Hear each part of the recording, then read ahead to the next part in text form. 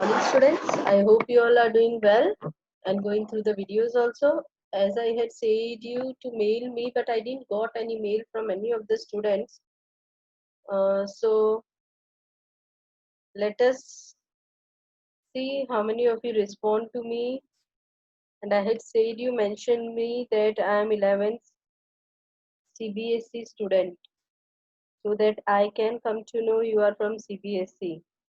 Right now also I had checked the mail that is on Saturday, but I didn't got the mail till 10 o'clock. So whatever it is, let us see where we had stopped. We had stopped on GST. Now, what is GST? Goods and Service Tax. GST is the destination based tax on consumption of goods and services. It is proposed to be leveled at all the stages, right from manufacture up to final consumption, with the credit of taxes paid at the previous stages available as set off. In a nutshell, only value addition will be taxed and burden of taxes to be borne by the final consumer. Right. So finally, those who are paying GST, they would be what we say final consumers. Others, those who are paying GST, that is a producer, manufacturer, seller, all of them are getting return of GST is returned to them. You can ask your parents, those who are doing business or office they are maintaining. In that they are getting the GST return, though they are paying, but GST return is there. But final burden is on consumer. So who is consumer? The customers that use the product are termed as consumer.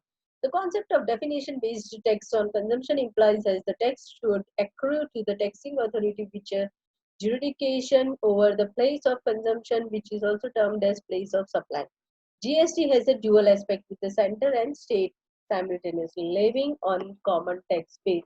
So that is central is CGST and state is SGST. There are three main components of GST, which are CGST, SGST. CGST means Central Goods and Service Taxes. Tax collected under CGST will be constitute the revenue of central government. The present central taxes will like central excise duty, additional excise duty, special excise duty, central excise tax, etc. will be subsumed under CGST. So underline that line. What is that present duty, central sales tax, etc. Central excise duty, then additional excise duty, special excise duty are submerged. Totally, all of them are considered as CGST. SGST means state goods and service taxes. A collection of SGST is the revenue of the state of the government with the GST. All the state taxes like VAT, entertainment. So what were under the state were VAT, entertainment tax, luxury tax, entry tax, etc. will be merged with GST. For example, Ramesh, a dealer in Punjab, sell goods to Seema in Punjab worth rupees 10,000. If the GST rate is 18%, that is 9% CGST and 9% SGST, 900 will be going to central government, that is under CGST, and 900 will go to state government under SGST. Is it clear? Total 18% is their GST. So bifurcating CGST and SGST. 99%. IGST means Integrated Goods and Service Tax. Revenue collected under IGST is divided between central and state government as per the rate specified by the government. IGST is charged on the transfer of goods and services from one state to another state. Import of goods and services are also covered under IGST. So, under the two states, like we had seen, that was the transaction was between Punjab only. But here you can see in example. Let us see. IGST charge on transfer of goods and services from one state to another. Underline that line. Import of goods and services are covered under IGST. For example, if goods are transferred from Madhya Pradesh to Rajasthan, two states are different. Madhya Pradesh is a different state and Rajasthan is a different state. What 1 lakh? So, what the applicable GST is 18%. So, that will be divided into two parts. So, CGST is 9%, SGST is 9%. In this case, the dealer will charge 18,000 as IGST and will go to central government. See, indirect taxes and direct taxes.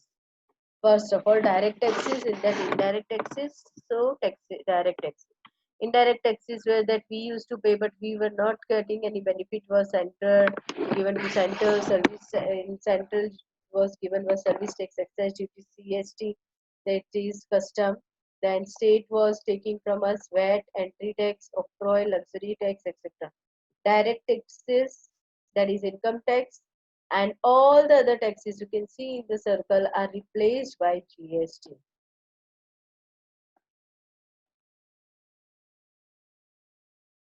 Now, what are the characteristics of goods and service tax? GST is a common law and procedure throughout the country under the single administration. So there is only single administration for it. GST is a destination-based tax levied at a single point at the time of consumption of goods and services by the end consumer. Right? GST is a comprehensive levy and collection on both the goods and services. Levy and collection on both the goods and services, both. Right? It is laid and what we say collected. Minimum number of rates of tax does not exceed 2. There is no scope of levy of cess. So there is no cess, resale tax, additional tax, turnover tax, etc. There is no multiple levy of tax on the goods and services. So other than GST, there are no other taxes such as sales tax, entry tax, octroi tax, entertainment tax, and luxury tax. State how the GST rates will be applicable if the GST is 9%, SGST is 9%, and IGST is 18%. In which of the following situation? Right, so you can write examples from this. Advantages, you go through it. So you can see GST is divided into intrastate movement and interstate. Interstate means within the state, and interstate means with two states. So intrastate is there, so CGST and SGST is there. So GST levied by the center and GST levied by the state. Interstate is there, so IGST, GST levied by the center and state concurrently. Right? So key terms introduced in the chapters. So I think we had completed the chapter. You can go through this, right? Complete your books. Any doubts, you can ask me.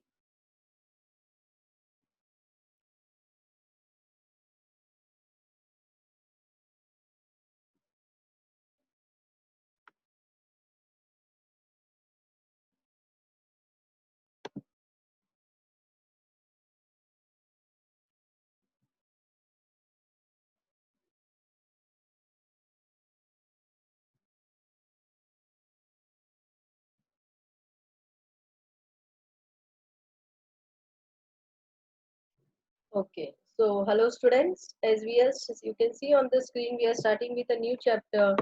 That is third chapter, recording of transaction. That is to be seen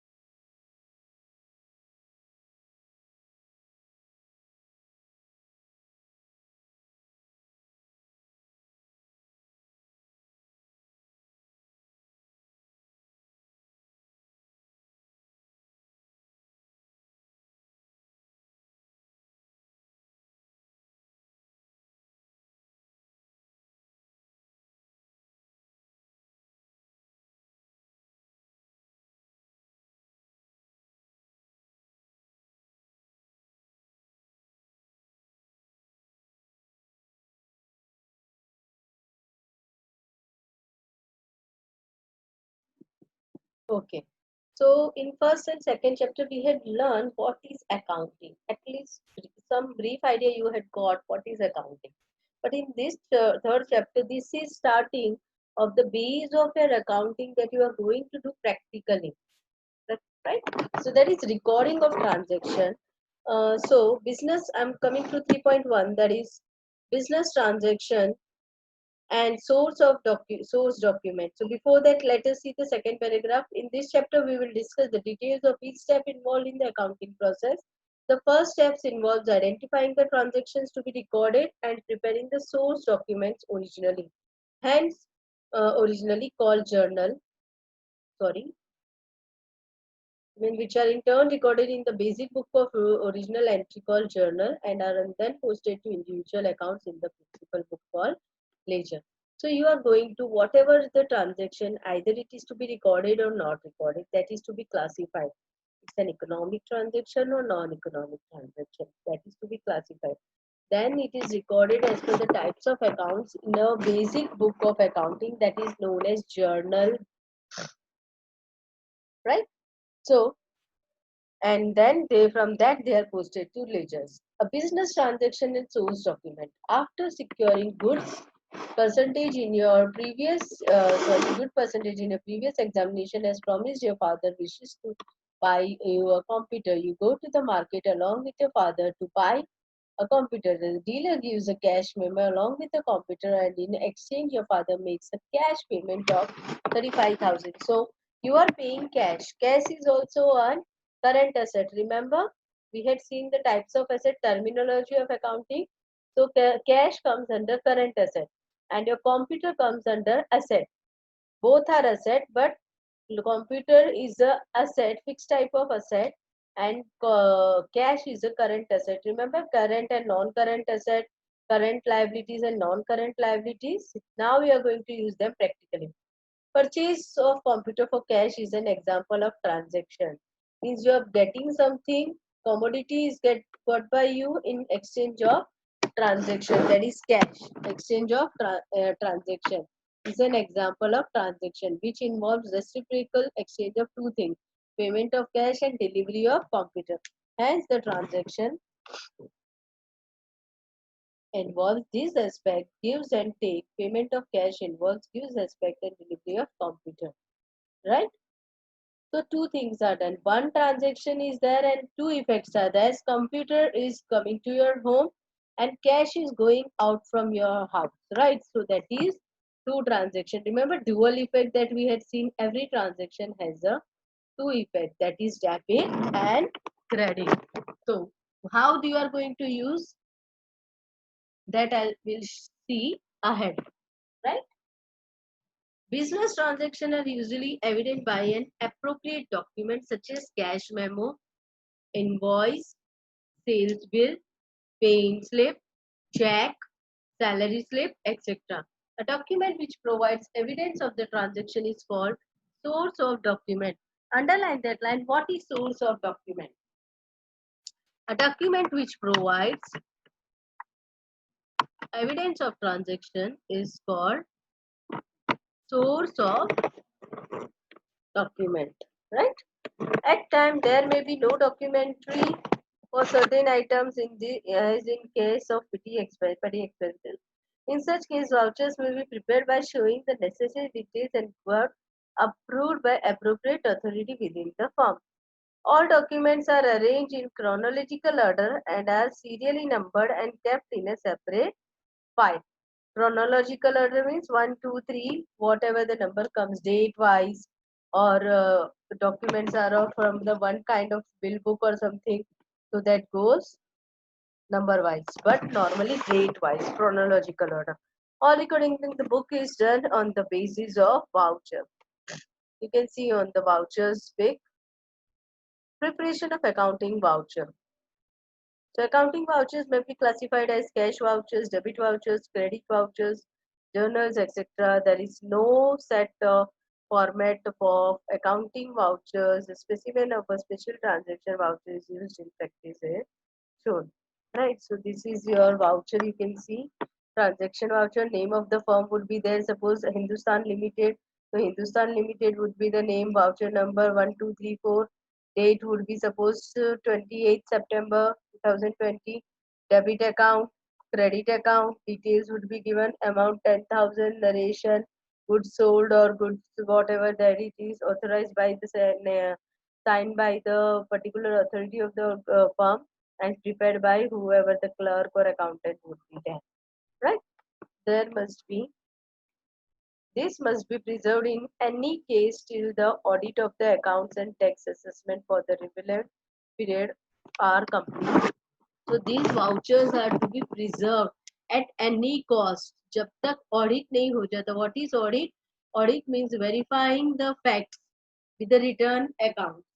Right? Suppose your final account ledger is showing, statements are showing, purchases are 550 lakhs. So that 50 lakhs should have the vouchers of each and every transaction, should have bills, so that can be audited. They will tick it if it is the voucher is there, where the proof is there with the transaction, that will have a tick in it. Right? A transaction when debit and one credit is a simple transaction, and the accounting vouchers prepared for such transaction are known as voucher. The format of which is shown in the figure 3.1, which records the transaction that entails the multiple debits, credits. One credit debit is compound voucher. So you can see debit voucher, credit voucher. Then here journal voucher, you can see, right? So